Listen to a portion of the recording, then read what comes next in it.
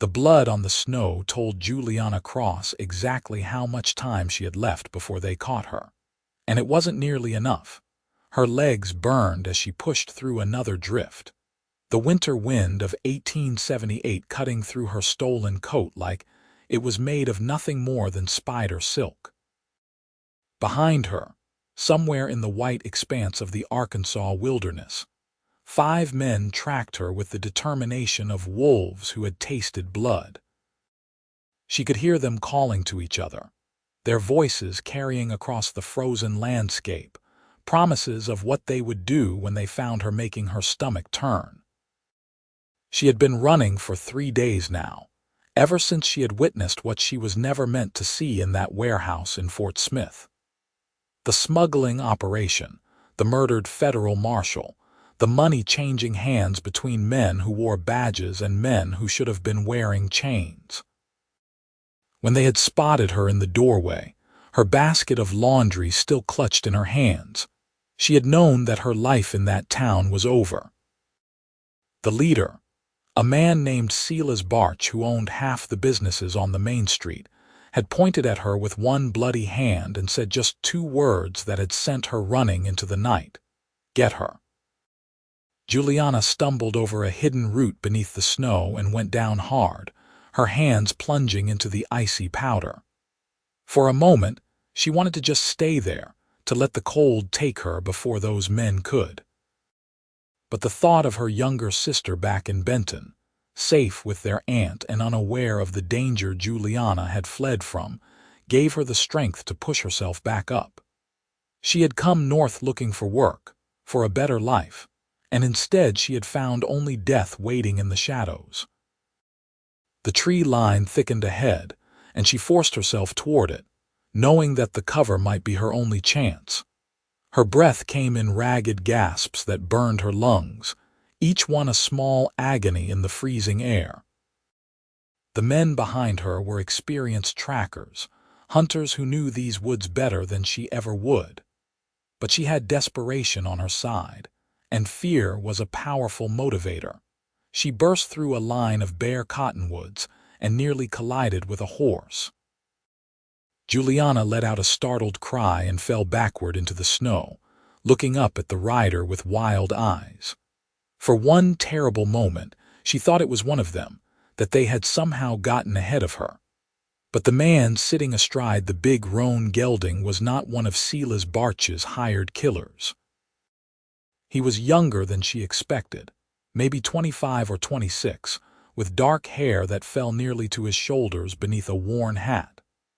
His face was sun-weathered and strong, with the kind of features that would have made him handsome if not for the hardness in his eyes.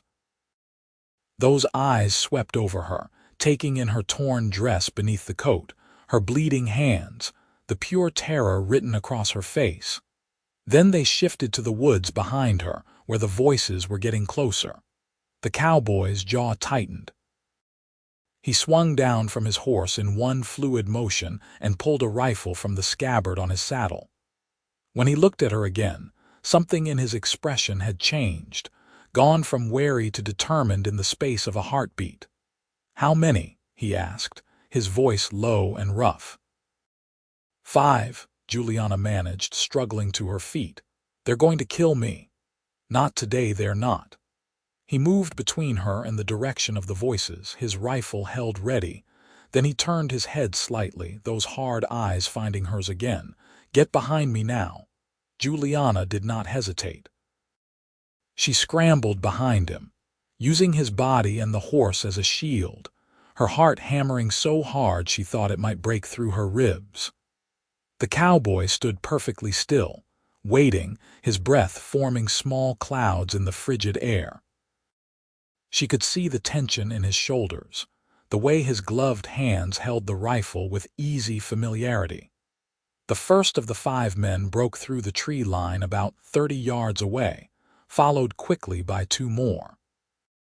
They pulled up short when they saw the cowboy standing there, their own weapons half raised. The last 2 men emerged moments later, spreading out slightly to flank them. Juliana recognized them all, particularly Silas Barch himself, his expensive coat marking him as a man of means even out here in the wilderness. "That's our property you're standing with, friend," Silas called out, his voice carrying the artificial warmth of a snake oil salesman. "Girl's a thief. Stole from us and we're just looking to get back what's ours." "She looks more scared than guilty," the cowboy replied, not lowering his rifle an inch. "And I don't see any law badges on any of you." One of the other men, a tall brute with a scar running down his cheek, spat into the snow. "Don't need badges to handle our own business. Now step aside before you get yourself into something you'll regret." The cowboy's response was to lever a round into the chamber of his rifle. The sound was impossibly loud in the winter quiet. "I'm Frank Yates, and I work the Triple Bar Ranch about 15 miles south of here. My father's waited 20 years for an excuse to start a range war with anybody fool enough to give him one. You shoot me, and you'll have 30 armed cowboys hunting you before the week's out. So here's what's going to happen instead.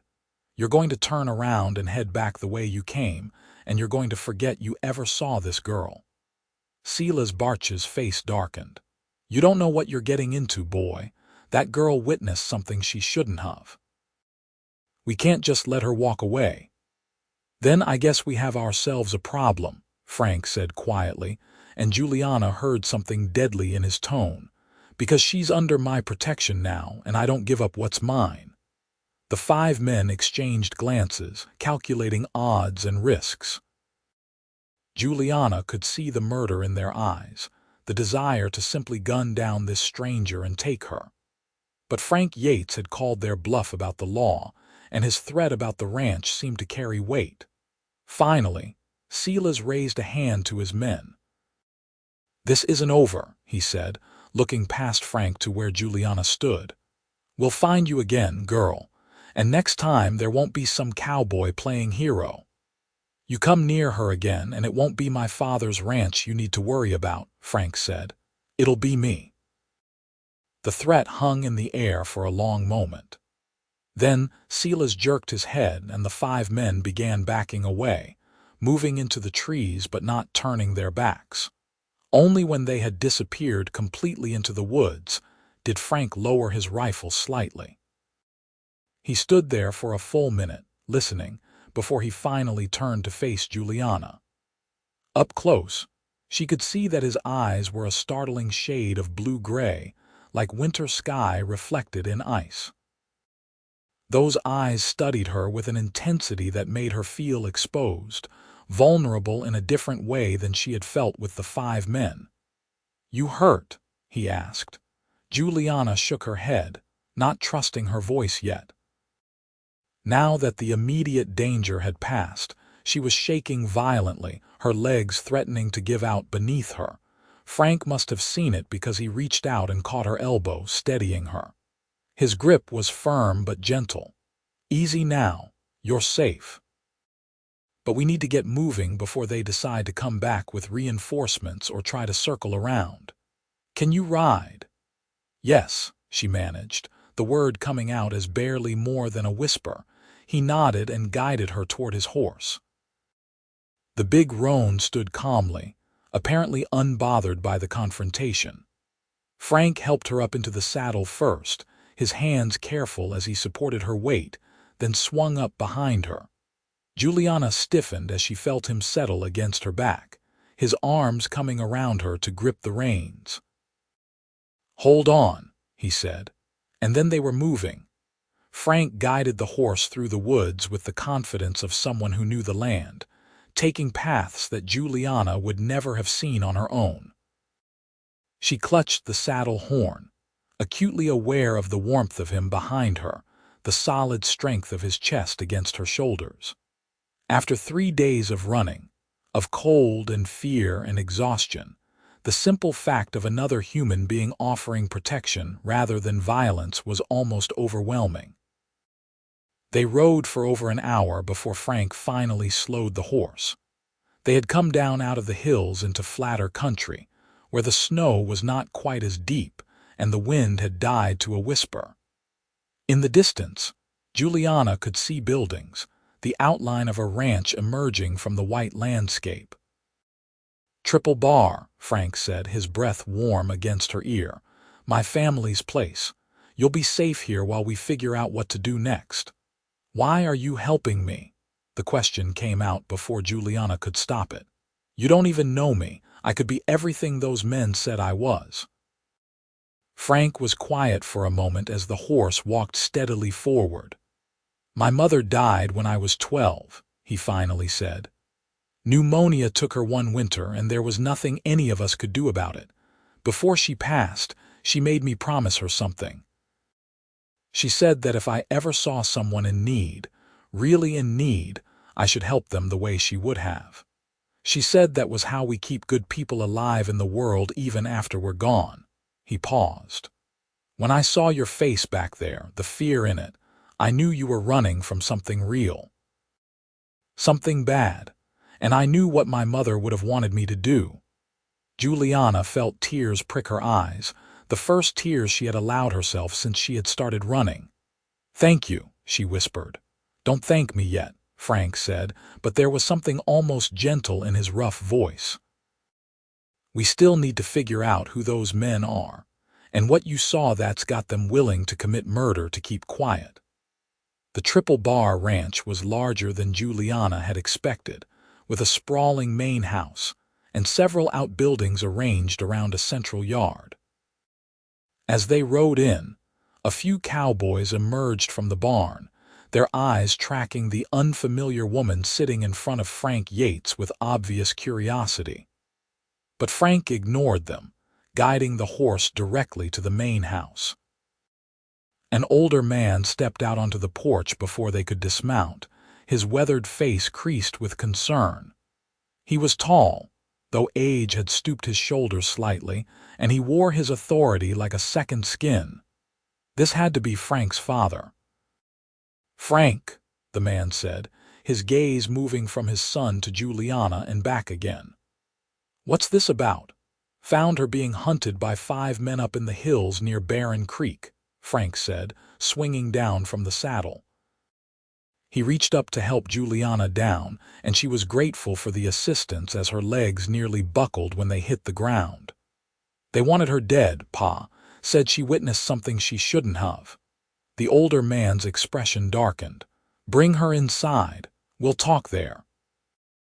The interior of the ranch house was warm and comfortable, with the lived-in feel of a place that had been home to a family for years. Frank guided Juliana to a chair near the fireplace, while his father closed the door behind them. Another man emerged from what looked like a study, younger than the father but older than Frank, with the same strong features. "This is my father, James Yates," Frank said, gesturing. "And my brother, Matthew. Pa, Matt, this is." He paused, realizing he did not even know her name. "Juliana Cross," she said quietly, pulling the stolen coat tighter around herself. James Yates studied her for a long moment, then moved to a cabinet and poured a measure of whiskey into a glass. He handed it to Juliana without a word. She took it gratefully, letting the burn of the liquor chase away some of the cold that had settled into her bones. "Tell us what happened," James said, settling into a chair across from her. "Start from the beginning." So Juliana did. She told them about leaving Benton 2 months ago, looking for work in Fort Smith now that she had just turned 20. She told them about finding a position doing laundry for several of the businesses on the main street, how she had been grateful for the steady income even if the work was hard. And then she told them about 3 nights ago, about going to the warehouse behind Barch's Mercantile to collect the linens like she always did, about walking in on a scene that would haunt her nightmares for the rest of her life. "There was a federal marshal on the floor," she said, her voice shaking. "I recognized him from around town. Marshal Davies. He had been shot and he was bleeding, but he was still alive, still trying to talk, and standing over him was Silas Barch and 4 other men. There were crates everywhere, opened crates, and I could see rifles inside them. Lots of rifles. And money, more money than I've ever seen in my life, stacked on a table. Matthew swore softly. James Yates' face had gone hard as stone. Silas Barch saw me standing there, Juliana continued. And he smiled, which was somehow worse than if he had looked angry. He said, "Well now, this is unfortunate." And then he told his men to get me. I ran. I just ran. I went back to my room, grabbed what I could carry, and I ran into the night. They've been hunting me ever since. Gun running, James said grimly. Probably selling to outlaws or maybe even renegade tribes. With a federal marshal dead, this is bigger than just local law. This is a hanging offense. Which is why they want her dead, Frank said. He had taken up a position near the window, watching the yard with the wariness of someone expecting trouble. Without a witness, it's just a dead marshal and some theories. With her, they've got someone who can put nooses around all their necks. We need to get her to Fort Smith, to the federal marshal's office, Matthew said. They'll protect her while they investigate. Juliana shook her head violently. Silas Barch owns half that town. He has men on the police force, probably others in positions of power. If I go back there, I'm dead. I know it. She's right, Frank said, turning from the window. We take her back to Fort Smith now. We might as well paint a target on her back. We need to think this through. James was quiet for a long moment, his weathered hands steepled in front of his face. Finally, he looked up at Juliana. You'll stay here, he said. At least for now, until we can figure out a safe way to handle this. No one outside this room needs to know your full story. Far as any of the ranch hands know, you're just someone Frank met who needed help. We'll keep you safe, Miss Cross. The relief that washed through Juliana was so intense it was almost painful. Thank you, she said, tears spilling down her cheeks now. Thank you so much. Frank moved away from the window and crouched down in front of her chair, his eyes level with hers. They'll come looking eventually, he said quietly. You understand that, don't you? Men like that don't just give up. When you don't turn up dead in those woods, they'll start searching further out. I know, Juliana whispered. I'm sorry. I'm so sorry for bringing this to your door. Hey. Frank reached out and caught one of her hands, his touch gentle despite the calluses on his palm. You didn't bring anything. They did. And we're going to make sure you survive this, all right. I made you a promise back there in those woods. I don't break my promises. Looking into his eyes, Juliana believed him. And for the first time in 3 days, she felt something other than terror. She felt hope. The days that followed settled into a strange new rhythm. James Yates had a room prepared for Juliana in the main house. A small but comfortable space that had belonged to Frank's mother before she passed. Juliana found herself surrounded by little traces of the woman who had shaped Frank into the man he was, from the careful stitching on the quilt to the dried flowers still hanging from the rafters. Frank himself was a constant presence. He seemed to have taken her safety as a personal responsibility, always appearing wherever she was with the quiet vigilance of a guard dog. At first, Juliana found it unnerving, but she quickly came to appreciate the sense of security his presence brought. More than that, she began to see beyond the hard exterior to the man beneath. He was gentle with the horses, spending hours in the barn talking to them while he worked. He had a dry sense of humor that emerged unexpectedly, usually when she was least prepared for it, making her laugh despite everything. And he was patient, never pushing her to talk about what had happened, but always willing to listen when she needed to. One afternoon, about a week after her arrival, Juliana ventured out to the barn where Frank was working on repairing a saddle. The winter sun was bright but cold, turning the snow-covered landscape into a sea of diamonds. She found him sitting on a bench outside the barn door, his hands moving with practiced skill as he worked the leather. "Can I sit with you?" she asked. Frank looked up, surprise flickering across his face before he nodded and shifted to make room on the bench. Juliana settled beside him, careful to leave a respectable distance between them, and watched him work in silence for a few minutes. "You don't have to babysit me every minute of every day," she finally said. "I'm sure you have work to do." "This is work," Frank replied, not looking up from the saddle.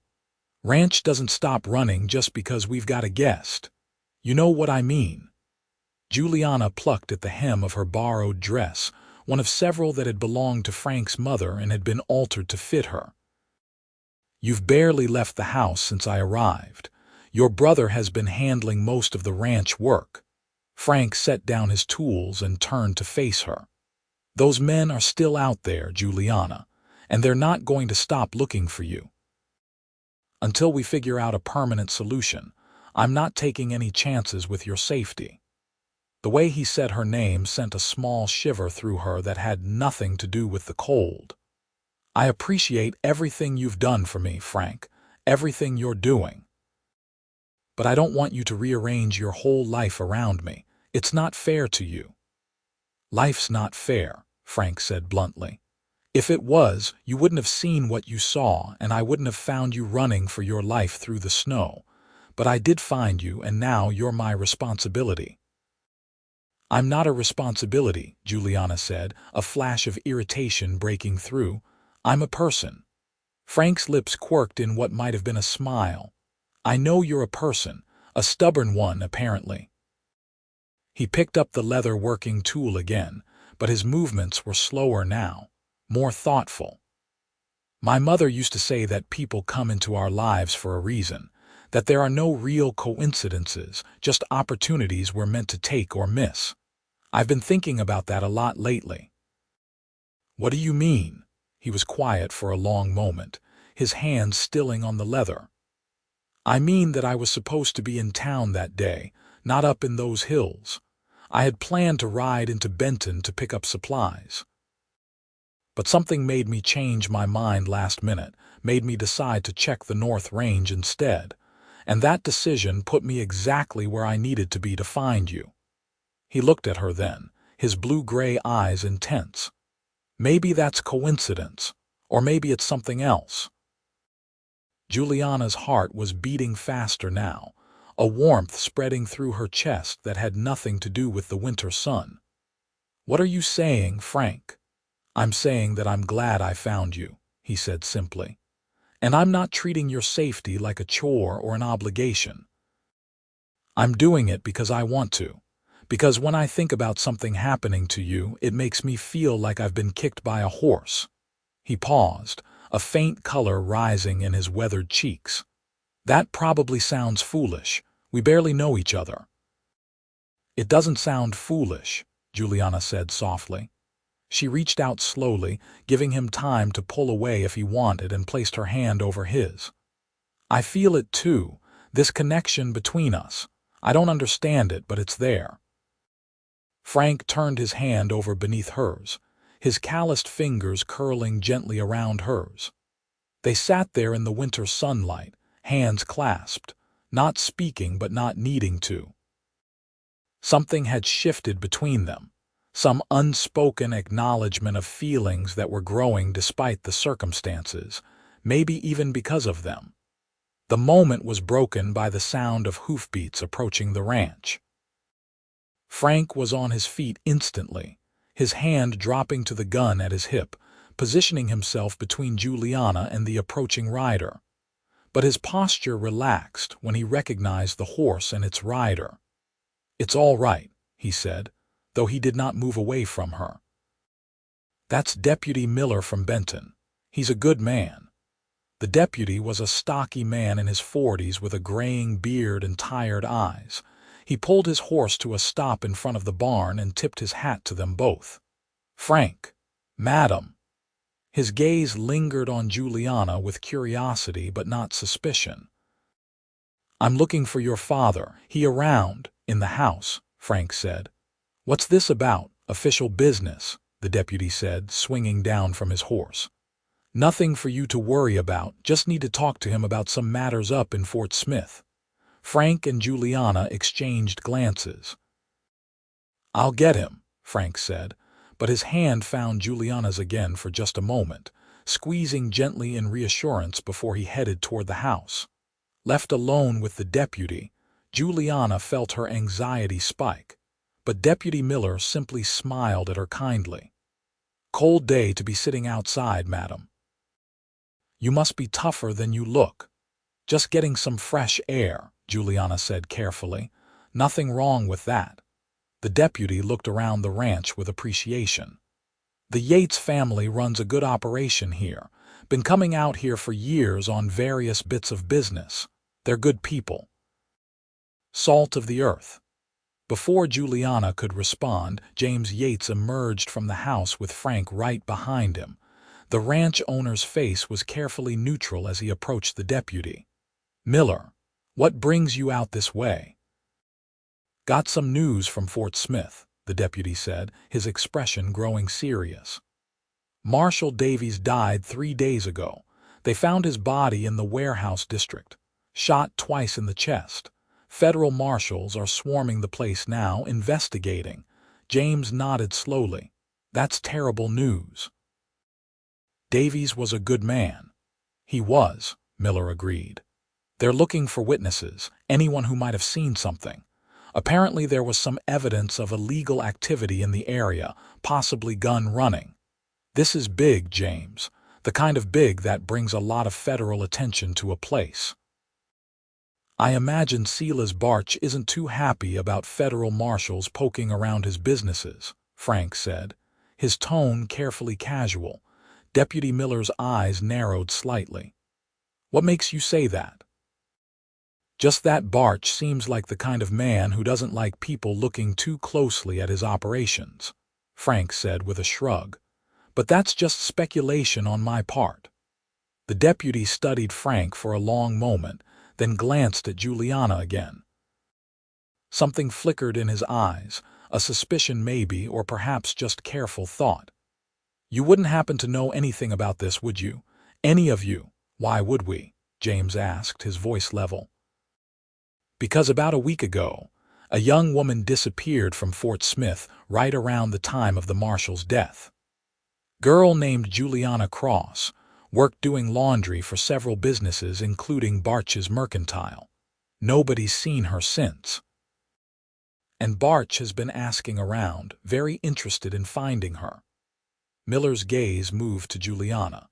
"You wouldn't happen to be Juliana Cross, would you, madam?" Juliana's blood ran cold. Beside her, she felt Frank tense. James Yates, however, remained perfectly calm. "Deputy, are you accusing my guest of something?" "Not accusing," Miller said carefully. "But if this young woman is who I think she is, then she might be in very serious danger. Barch is telling everyone she's a thief, that she stole from him. But I've been a lawman for 20 years, and I know when something doesn't smell right. A girl disappears the same time a federal marshal is murdered, and a powerful man is very anxious to find her. That tells me she might have seen something she wasn't meant to see." There was a long silence. Juliana looked at Frank, who gave her the smallest of nods. Taking a deep breath, she stepped forward. "I'm Juliana Cross," she said quietly. "And I witnessed Silas Barch and 4 other men standing over Marshal Davies after he'd been shot. There were crates of rifles and a lot of money. I ran, and they've been hunting me ever since. Frank saved my life when they caught up to me in the hills." Deputy Miller let out a long breath. "Well, that explains a lot." He rubbed his face with one hand. "Miss Cross, the federal marshals are going to want to talk to you. Your testimony could bring down Barch and his whole operation." "She's not going back to Fort Smith," Frank said flatly. "Not until we know she'll be protected." "The federal marshals can protect her," Miller said. "Can they?" James asked. "Because from where I'm standing, a federal marshal is already dead, which means Barch has enough reach to kill lawmen." "How do we know he doesn't have people on the inside of the marshal's office itself?" Miller frowned. "I can't guarantee anything." But I can tell you that if Miss Cross doesn't come forward, Barch is going to walk away from this. They've got evidence of the gun running, but without a witness to the actual murder, he might slip through their fingers. Is that what you want? Juliana felt trapped. On one hand, the thought of confronting Silas Barch, even in a courtroom, terrified her. On the other hand, the idea of Marshall Davies' murder going unpunished, of Barch continuing his illegal operations, made her feel sick. She looked at Frank, seeking guidance. "It's your choice," Frank said quietly. "Nobody's going to force you to do anything you don't want to do, but whatever you decide, I'm with you. If you go to Fort Smith, I go with you. If you stay here, I stay here. You're not alone in this anymore." His words, his unwavering support, gave Juliana the courage she needed. She turned back to Deputy Miller. "I'll testify, but I need guarantees, real guarantees about my safety." "I'll make sure you get them," Miller promised. "Let me go back and talk to the federal marshals. I'll arrange a meeting somewhere safe, somewhere outside of Fort Smith if that makes you more comfortable. And I'll make sure they understand the situation fully before we move forward." "How do we know we can trust you?" Frank asked, his hand resting on his gun. Miller met his gaze steadily. "You don't, but I swear on my badge and my honor that I'm trying to do the right thing here. Barch has had this town under his thumb for too long.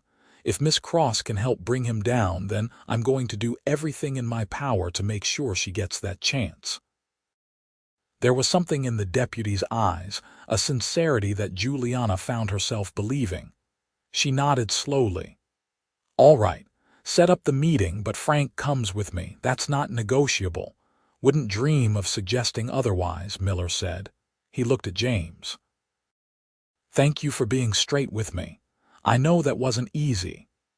"Just make sure you keep your word about keeping her safe," James said.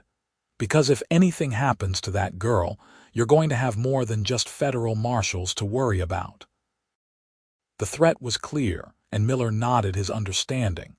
He mounted his horse and rode away, leaving the four of them standing in the cold winter air. As soon as he was out of sight, Juliana found herself shaking again. Frank's arms came around her immediately, pulling her against his chest. "It's all right," he murmured into her hair. "You did the right thing." "What if it gets you killed?" Juliana asked, her voice muffled against his coat. "What if they come after you because of me?" "Then they come after me," Frank said simply. "I told you I don't break my promises. And I promise to keep you safe. That means seeing this through to the end, whatever that looks like." Juliana pulled back just enough to look up at him. "Why? Why would you risk so much for someone you barely know?" Frank's hand came up to cup her cheek, his thumb brushing away a tear she hadn't realized had fallen. "Because I think I'm falling in love with you," he said, the words raw and honest. "I know that's crazy. I know we've only known each other for a week. But when I'm with you, something feels right in a way nothing has felt right since my mother died. And I'm not willing to lose that. I'm not willing to lose you." Juliana's breath caught in her throat. She should have been shocked, should have stepped away. But instead, she found herself leaning into his touch, her own hand coming up to cover his. "I think I'm falling in love with you too," she whispered. "And it terrifies me because everything is so complicated and dangerous and uncertain."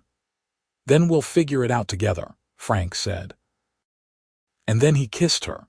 It was gentle and careful, a question as much as a statement. Juliana answered by wrapping her arms around his neck and kissing him back, pouring all of her fear and hope and unexpected love into that single moment. When they finally pulled apart, they were both breathing hard, their foreheads resting together. "Well, that was inevitable," Matthew said from somewhere behind them, amusement clear in his voice.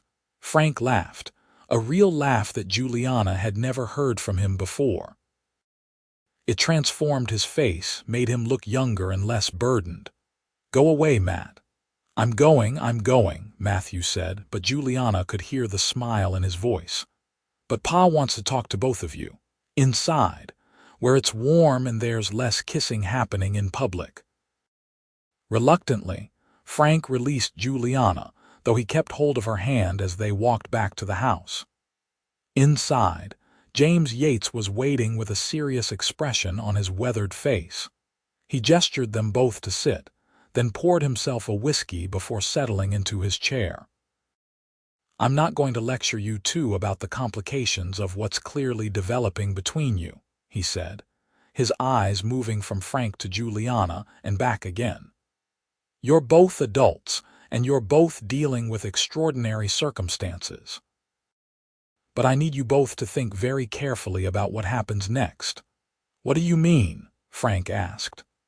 I mean that if Juliana testifies, if this goes to trial, there's going to be attention. A lot of it. Reporters, lawyers, curiosity seekers.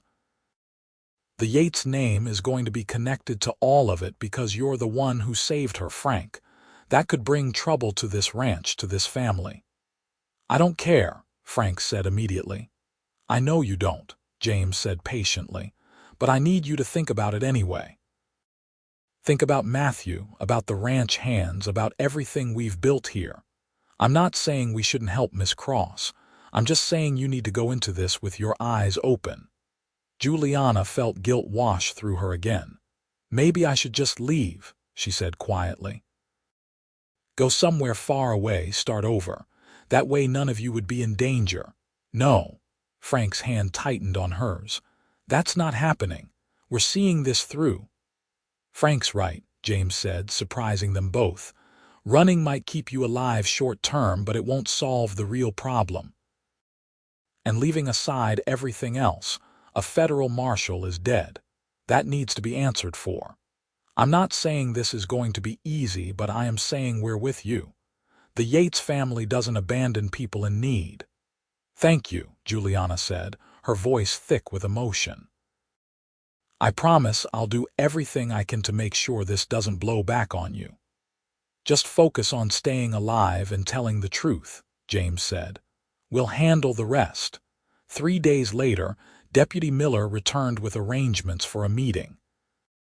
2 federal marshals would meet with Juliana in a small church about 10 miles outside of Benton, neutral ground where they could talk safely.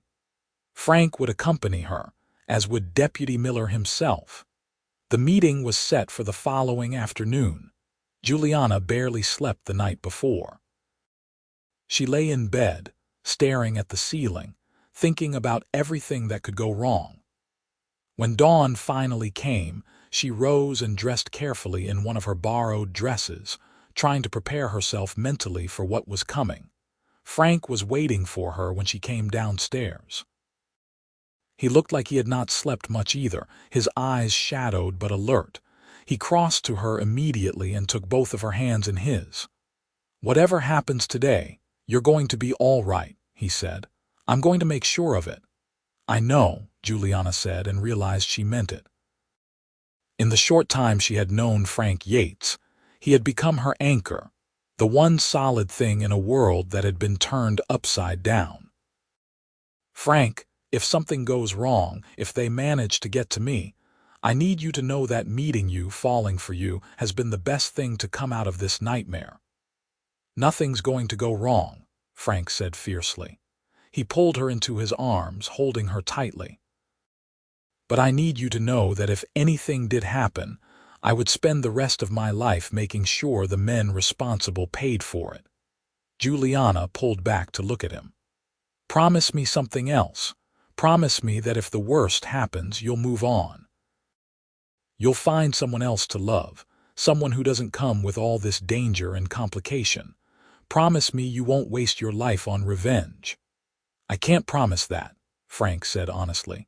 But I can promise that I'm going to do everything in my power to make sure we don't have to find out. Now come on, we have a meeting to get to. The ride to the church was tense. Deputy Miller met them at the crossroads as promised, and together the 3 of them made their way through the frozen landscape. The church was a small wooden building that had seen better days, its paint peeling and one of the windows cracked. But it was isolated, which made it perfect for their purposes. Two men were waiting inside, both wearing the distinctive badges of federal marshals. One was older, maybe in his 50s, with a lined face and sharp eyes. The other was younger, closer to Frank's age, with an air of barely contained energy about him. They both stood as Juliana entered, their gazes assessing. "Miss Cross," the older marshal said. "I'm Marshal Hendricks, and this is Marshal Warren. Thank you for agreeing to meet with us." Juliana nodded, not trusting her voice. Frank's presence at her side was the only thing keeping her upright.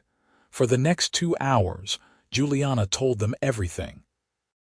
She described the scene in the warehouse in painful detail, identified Silas Barch and the other men she had recognized, answered every question they put to her with as much accuracy as she could manage. The marshals listened intently, occasionally exchanging glances or making notes. When she finally finished, Marshal Hendricks sat back with a heavy sigh. "Miss Cross, your testimony is exactly what we need to bring Barch and his associates to justice. With what you've told us, combined with the evidence we've already gathered, we can build a case that will put them all away for a very long time." "But there's a problem," Marshal Warren said, his younger face serious. "Barch has already put out word that you're a wanted criminal, that you're the one who killed Marshal Davies. He's got enough influence in Fort Smith that some people believe him. If we bring you back for a trial, you're going to be in immediate danger. So what do we do?" Frank asked, his voice tight. "We protect her," Hendricks said. "We'll arrange for Miss Cross to be kept in protective custody until the trial. Somewhere safe, somewhere Barch can't reach her." "Where?" Juliana asked. "Little Rock," Hendricks said. "We have a facility there, secure and well guarded. You'll be safe until we can bring this to trial." "How long will that take?" Frank asked. "Could be weeks, could be a couple of months," Warren admitted. "We need to gather all the evidence, bring in the other suspects, build the case properly. These things take time." "I'll go," Juliana said, though her heart was breaking at the thought of being separated from Frank. "If it means Barch faces justice, I'll do whatever it takes." "I'm coming with her," Frank said immediately. "I'm afraid that's not possible," Hendricks said gently. "The facility is for witnesses only. We can't accommodate family or friends." "Then I'll stay in Little Rock," Frank said stubbornly. "I'll find a hotel somewhere close by. I'm not leaving her alone."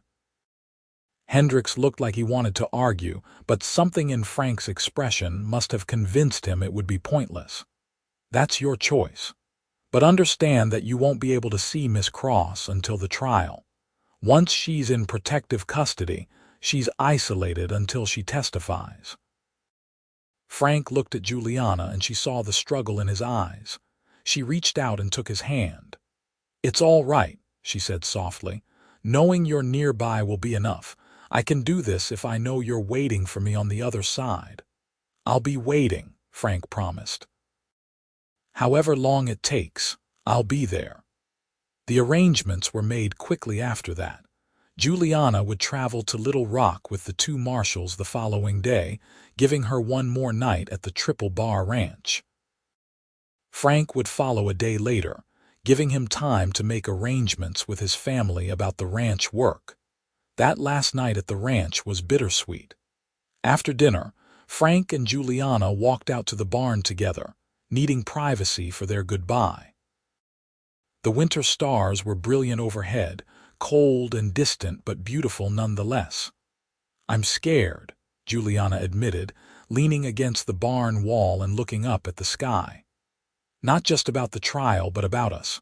What if something happens? What if Barch finds a way to get to me?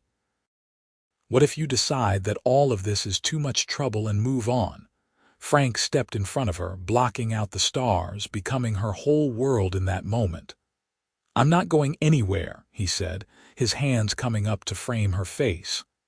Juliana, I meant what I said before. I'm falling in love with you. Maybe I've already fallen, and I don't care how complicated things are or how long I have to wait. When this is over, when you're safe and Barch is behind bars, I'm going to ask you a very important question, and I really hope you say yes. Juliana's heart stuttered. What question? I think you know, Frank said, a small smile tugging at his lips. But I'm not asking it now, not like this. When I ask you to marry me, it's going to be because you're free and safe and choosing me without any shadow of fear or obligation hanging over us. But I'm telling you now so you have something to think about during those weeks in Little Rock. Think about whether you could see a future here at this ranch with me. Tears were streaming down Juliana's face now, but they were not tears of fear or sadness. I don't need to think about it, she said. The answer is yes. It's already yes. Frank kissed her then, deep and passionate and full of promise. When they finally broke apart, they were both trembling. When this is over, Frank said against her lips, I'm going to marry you. And then I'm going to spend the rest of my life making sure you never regret saying yes. I could never regret it, Juliana whispered. You saved my life, Frank, in every way that matters. They stayed out there until the cold drove them back inside, holding each other, stealing kisses, memorizing the feel of being together before circumstances pulled them apart. The next morning came too quickly. Marshal Hendricks and Marshal Warren arrived early, their horses loaded with supplies for the journey. James Yates had insisted on providing food and additional blankets, his way of ensuring Juliana's comfort even though he could not ensure her safety. Juliana said her goodbyes to James and Matthew first, thanking them both for their kindness and hospitality. Then she turned to Frank, and it took every ounce of strength she had not to break down completely. 2 months, Frank said, holding her hands tightly. That's what Hendricks thinks it will take. 2 months, and then you testify, and then you're free. I can wait 2 months. I'll be counting the days, Juliana said. She pulled him down for one last kiss, pouring everything she felt for him into it. When they separated, she forced herself to step back to put distance between them before she lost her courage entirely. I love you, Frank Yates. I love you too, Frank said, his voice rough with emotion. Now go. The sooner you leave, the sooner this whole thing is over. Juliana climbed onto the horse Marshal Warren offered her, settling into the saddle with practiced ease. As they rode away from the Triple Bar Ranch, she looked back once to see Frank standing in the yard, his hand raised in farewell. She burned that image into her memory, holding on to it like a talisman against the uncertain weeks ahead. The journey to Little Rock took 3 days. The marshals were professional and courteous, doing their best to make Juliana comfortable. They stopped at small towns along the way, staying in anonymous hotels where no one would remember them. Juliana spent the evenings writing letters to Frank, though she could not send them yet, pouring her thoughts and feelings onto paper as a way to stay connected to him even across the growing distance. Little Rock was larger than Fort Smith, more bustling and modern. The protective custody facility turned out to be a nondescript building on the outskirts of town, guarded but not obviously so. Marshal Hendricks walked her through the security procedures, introduced her to the guards who would be watching over her, and showed her to her room. It was small but clean, with a bed, a desk, and a narrow window that looked out over a small courtyard. Not a prison, Juliana told herself, though it felt uncomfortably similar, just temporary, just until the trial. You'll be safe here, Hendricks promised. We've got guards around the clock, and only authorized personnel know you're here. Barch would have to get through layers of federal security to reach you, and that's not going to happen. How long until the trial? Juliana asked. We're moving as fast as we can, Hendricks said. But these things take time. Probably 6 to 8 weeks before we're ready to go to court. Can you handle that? Juliana thought about Frank, about his promise to wait for her, about the future they could build together once this nightmare was over. I can handle it, she said. And so began the longest weeks of her life. The days blurred together in a monotonous routine of safety and isolation. Juliana was allowed to walk in the courtyard for an hour each day, always under guard. She read books from the facility's small library, wrote endless letters to Frank that she still could not send, and waited. Frank, true to his word, had come to Little Rock. Hendricks had told her during one of his visits, though he had also reinforced that Frank would not be allowed to see her until after the trial. But just knowing he was out there, somewhere in the city, waiting for her, made the isolation bearable. 7 weeks into her stay, Marshal Warren came to her room with news. "We've arrested Silas Barch and 3 of his associates," he said, unable to hide his satisfaction. "The 4th man fled, but we'll find him eventually. The trial is set to begin in 2 weeks. Are you ready?" Juliana took a deep breath. "I'm ready." The 2 weeks passed in a haze of preparation. Hendricks and Warren spent hours going over her testimony with her, preparing her for the questions the prosecution would ask, and warning her about the tactics the defense might use. They told her about the evidence they had gathered, including testimony from other witnesses who had seen Barch's illegal activities. "You're our key witness," Hendricks said, "but you're not our only witness. Even if the defense tries to tear you apart, the case is solid. Barch is going down." The morning of the trial, Juliana dressed carefully in a new dress that the marshals had provided, something respectable and modest that would make a good impression on the jury. Her hands shook as she fastened the buttons, but her resolve was steady. The courthouse was imposing, all stone columns and serious architecture. Juliana was brought in through a side entrance to avoid attention, surrounded by guards. As they walked through the corridors, she caught a glimpse through a doorway of the courtroom already filling with spectators. And there, sitting in the front row behind the prosecution's table, was Frank. Their eyes met for just a moment, but it was enough.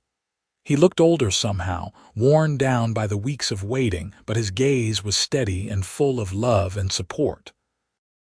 Juliana felt strength flow into her, bolstering her courage. The trial itself was grueling. The prosecution called Juliana to the stand early, and she told her story once again, this time in front of a packed courtroom. She described the scene in the warehouse, identified Silas Barch and his associates, answered every question clearly and honestly. The defense attorney was aggressive, trying to paint her as a liar and a thief, suggesting she had stolen from Barch and invented the story to cover her crime.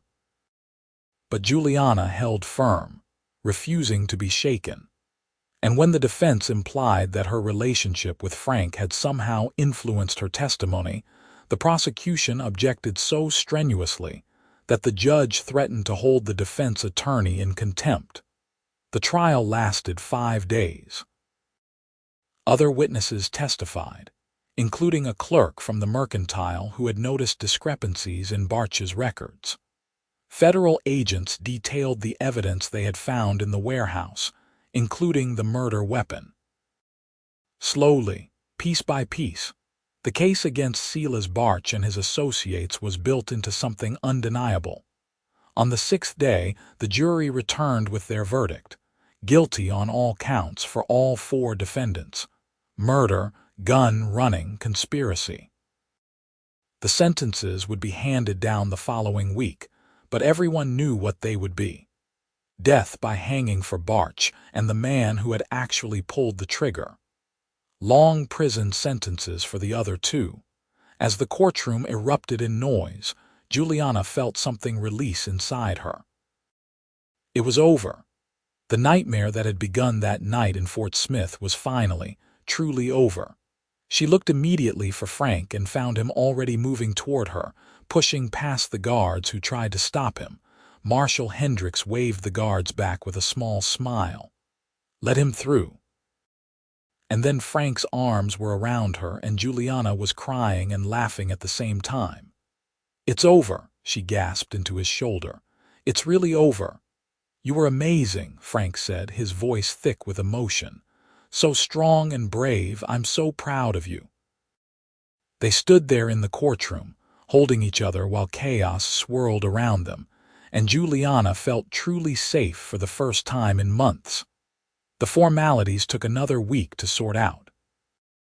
Juliana had to sign statements, meet with various officials, endure interviews with reporters who wanted to know about the brave young woman who had brought down a criminal empire. Through it all, Frank was at her side, steady and protective, making sure she was never overwhelmed. When it was finally, truly finished, when all the loose ends were tied up and Juliana was free to go wherever she wanted, Frank took her to a small restaurant in Little Rock. It was nothing fancy, just a quiet place where they could talk without interruption. "So," Frank said once they had ordered their food, "I have a question I've been waiting to ask you." Juliana's heart began to race. "I think I know what it is." Frank reached across the table and took her hands in his. "Juliana Cross, I know the last few months have been hell. I know we've been through things that most people never face in a lifetime. But through all of it, the one constant has been this feeling I have when I'm with you. Like everything makes sense. Like I'm exactly where I'm supposed to be." He paused, his blue-gray eyes intense on hers. "I love you. I want to spend the rest of my life with you. Will you marry me?" "Yes," Juliana said immediately, tears streaming down her face for what felt like the 1,000th time since she had met this man. "Yes, absolutely yes." Frank came around the table and pulled her up into his arms, kissing her soundly to the applause of the other diners in the restaurant. When they finally broke apart, they were both grinning like fools. "When?" Juliana asked breathlessly. "As soon as possible," Frank said. "Unless you want a big wedding with all the trimmings." Juliana thought about it for all of 2 seconds. "No, I just want you. I want to start our life together."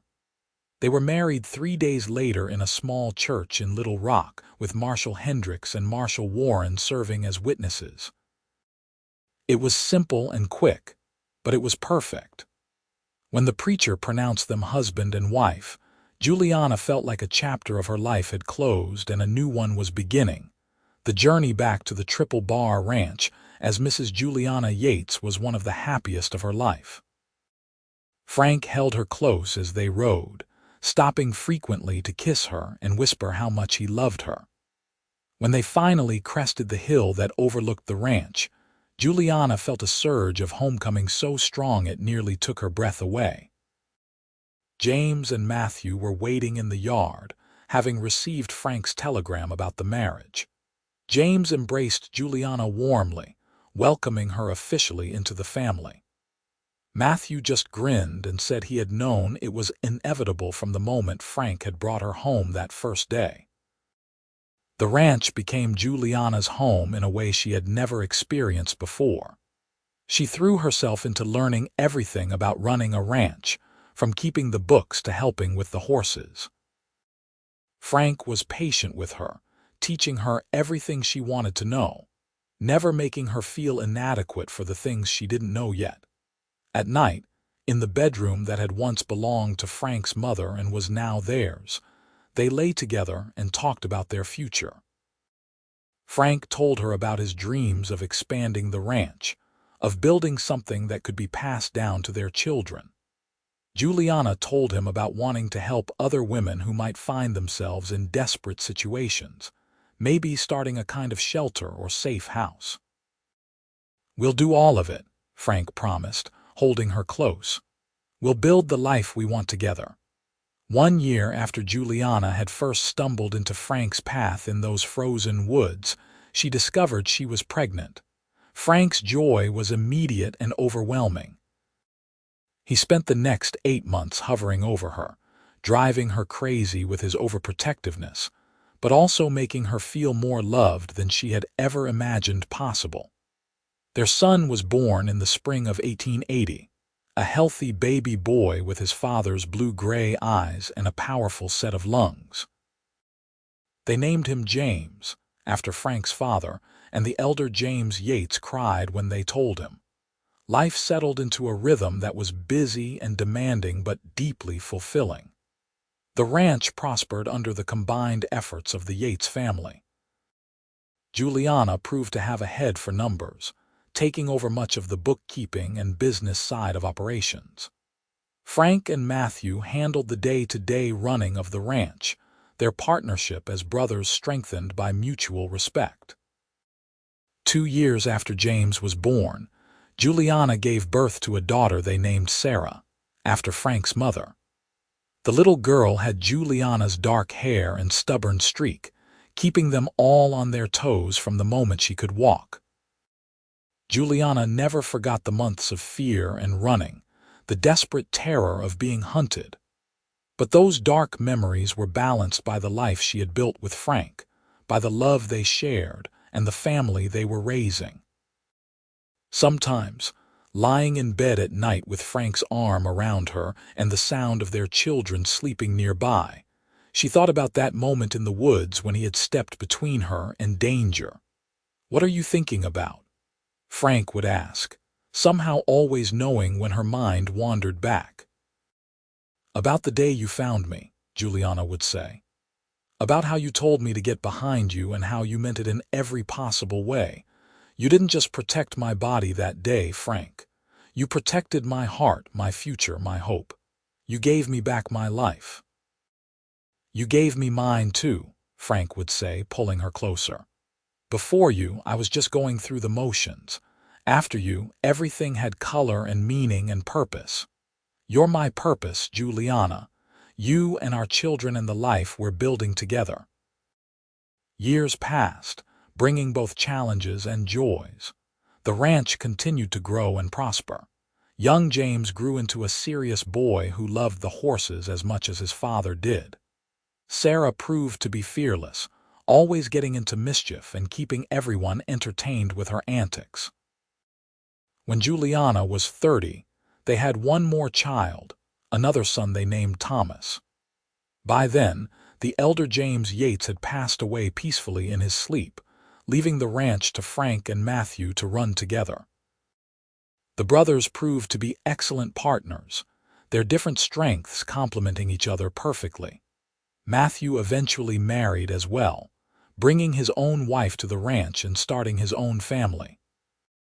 The Triple Bar became home to an extended family, with children running through the yards and laughter echoing off the barn walls.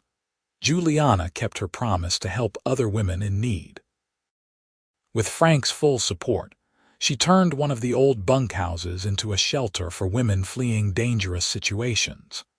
It was never advertised widely, but word spread quietly through the network of people who needed to know. Over the years, dozens of women found safety at the Triple Bar, and Juliana worked tirelessly to help them find new lives, new futures. Frank never complained about the extra people on his ranch or the resources devoted to helping them. "You gave me everything," he would say when Juliana thanked him. "How could I begrudge helping others find what we found?" On their 20th wedding anniversary, Frank took Juliana back to the spot in the woods where he had first found her. The trees looked the same, though the snow was long gone, replaced by summer green. They stood there together, his arms around her, remembering. "You ever regret it?" Juliana asked. "Taking on a stranger's problems, appending your whole life?" Frank turned her in his arms to face him. His hair had some gray in it now, and there were lines around his eyes from years of squinting into the sun. But those blue-gray eyes were still as intense and loving as they had been that first day. "Not for one single second," he said firmly. "You're the best thing that ever happened to me, Juliana." Finding you, falling in love with you, building this life with you, these are the things that matter. Everything else is just details. Juliana kissed him, there in the woods where their story had begun, and felt grateful beyond words for the life they had created together. The years continued to unfold. Their children grew up strong and capable, each finding their own paths while remaining close to family. James took over more and more of the ranch operations as Frank grew older, proving to have inherited his father's skill with both horses and people. Sarah, true to her nature, married a traveling doctor and accompanied him on his rounds, providing medical care to remote communities. Thomas became a teacher, opening a small school on the ranch property for the children of the workers and nearby families. Frank and Juliana grew old together, their love deepening with each passing year. They were blessed with grandchildren who filled the ranch with noise and joy. On warm evenings, they would sit together on the porch of the main house, watching the sun set over the land they had worked so hard to build up, hands clasped between them. "Tell us the story again," the grandchildren would beg. "Tell us how Grandpa saved Grandma." And Frank would smile and pull Juliana close and tell them about a winter day in 1878, when he had been riding through the woods and found a frightened young woman running for her life. He would tell them about 5 men hunting her, about how he had positioned himself between her and danger and said 4 words that changed both their lives forever. "Get behind me now," he would say, and Juliana would smile, remembering. "And Grandma did," the grandchildren would chorus, having heard the story 100 times but never tiring of it. "And I've been behind him ever since," Juliana would add. "By his side, behind him, in front of him when he needs it. That's what love is, children. It's choosing each other every single day, no matter what comes." Frank lived to see his 72nd birthday, surrounded by the family he and Juliana had built together. When he passed peacefully in his sleep one autumn night, Juliana grieved deeply but without regret. They had been granted nearly 5 decades together, decades filled with love and purpose and meaning. She lived another 8 years after Frank's death, staying active on the ranch and continuing her work helping women in need. Her children and grandchildren surrounded her with love, making sure she never felt alone even though part of her heart had gone with Frank. On a spring morning in 1928, 50 years almost to the day after Frank had first found her in those woods, Juliana Cross Yates passed away quietly in the room she had shared with her husband for so many years. Her last thoughts were of that moment when Frank had stepped between her and death, when he had looked at her with those blue-gray eyes and offered her not just protection but a future.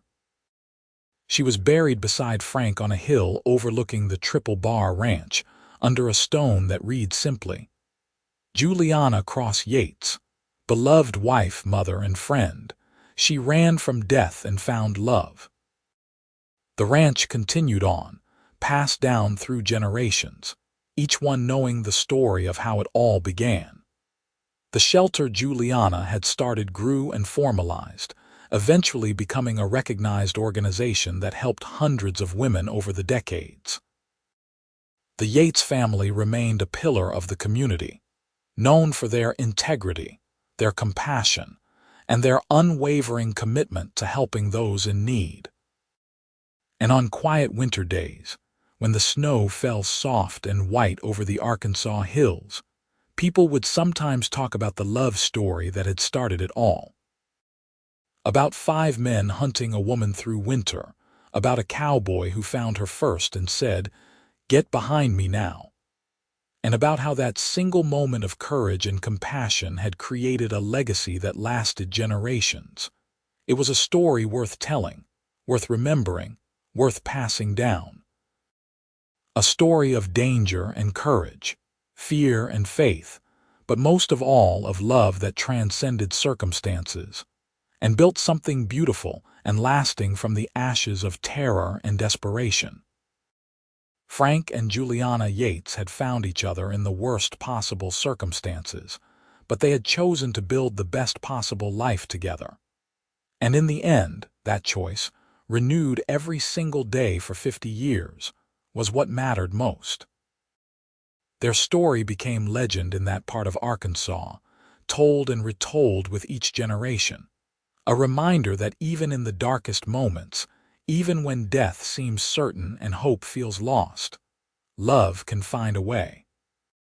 All it takes is someone willing to step forward, to place themselves between danger and the vulnerable, to say 4 simple words that can change everything. Get behind me now. And sometimes, if you're very lucky, that moment of protection becomes a lifetime of love.